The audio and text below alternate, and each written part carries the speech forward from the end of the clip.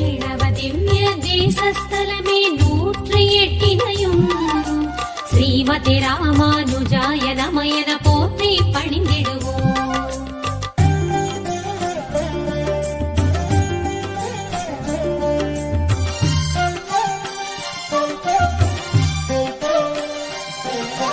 மேலை வீடாம் பரமபதம் தான் முக்தி வீடாகும்.